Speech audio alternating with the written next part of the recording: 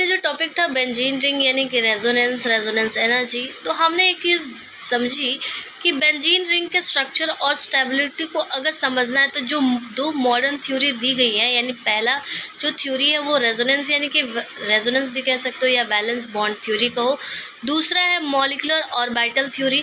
अब इसमें क्या चीज़ है, रेजोनेंस एनर्जी सबसे पहले समझते हैं कि रेजोनेंस एनर्जी क्या होती है, क्योंकि किसी भी चीज़ को करने के लिए एनर्जी की ज़रूरत होती है।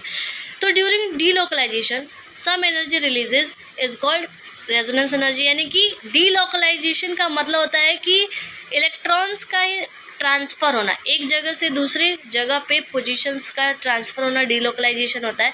और जब डीलोकलाइजेशन होगा तो कुछ एनर्जी खर्च होगी। अब जाहिर सी बात है यार कि जब हम एक जगह से दूसरी जगह पर जाते हैं तो हमारी कुछ एनर्जी क्या होती है, लॉस होती है, निकलती है, मैकेनिकल एनर्जी रिलीज़ होती है। तो उसी तरीके से जब रिलीज़ होती है ड्यूरिंग डीलोकलाइजेशन सम एनर्जीज रिलीजेस, इसको रेजोनेंस एनर्जी कहते हैं। अब एक तरह से हम देखा जाए तो बेंजीन रिंग की स्टेबिलिटी को समझाने के लिए रेजोनेंस का इस्तेमाल करते हैं, क्योंकि रेजोनेंस स्टेबलाइज करता है। जो भी स्ट्रक्चर जितना ज़्यादा रेजोनेंस स्ट्रक्चर देगा उतना ज़्यादा क्या करेगा, वो स्ट्रक्चर स्टेबल होगा। फिर हम बात करते हैं कि बेंजीन के दो स्ट्रक्चर्स दिए गए थे। सबसे पहले केकुले ने स्ट्रक्चर्स दिया था जो नॉर्मली हम सब पढ़ते हैं कि बेंजीन रिंग है, उसमें अल्टरनेट डबल बॉन्ड्स है जो कि 80% हाइब्रिड स्ट्रक्चर है और स्टेबल है कहा जाता है। दूसरा देवार का स्ट्रक्चर माना जाता है जिसमें बेंजीन रिंग के जस्ट बीचों बीच एक लाइन खींची होती है और कोने में उसके डबल बॉन्ड होते हैं जो कि 20% हाइब्रिड होता है। और कहा जाता है कि दोनों के कंपैरिजन अगर हम करें तो जो कैकुले का स्ट्रक्चर होता है इज़ मोर स्टेबल देन अ देवार स्ट्रक्चर। फिर अब देखो जो अल्टरनेट डबल बॉन्ड लगाया गया है वो क्या होता है, एक तरह से देखा जाए तो वो पार्शियली डबल बॉन्ड होते हैं।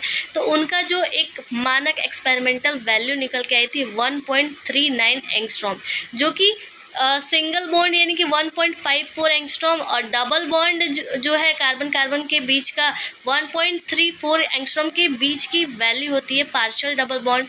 तो ये सारी चीज़ें थोड़ा बहुत रिवाइज़ किया था और आज का जो सेमेस्टर का जो पढ़ाया गया था वो चीज़ समझ में आई। तो आप भी करना चाहो तो यार ऐसे ही पिन कमेंट में कर देना, मैं भी देखूँगी वीडियो आप लोग रिवाइज़ कैसे करते हो। मुझे भी थोड़ा बताना, मुझे जितना आ रहा है मैं रिवाइज़ करके यहाँ पे बता रही हूँ कि आज मेरे केमिस्ट्री की क्लास में ये चीज़ चली थी और स्ट्रिक्ट कंप्लीट करना था यार मुझे। तो thank you so much, bye bye, मिलते हैं नेक्स्ट क्लास में।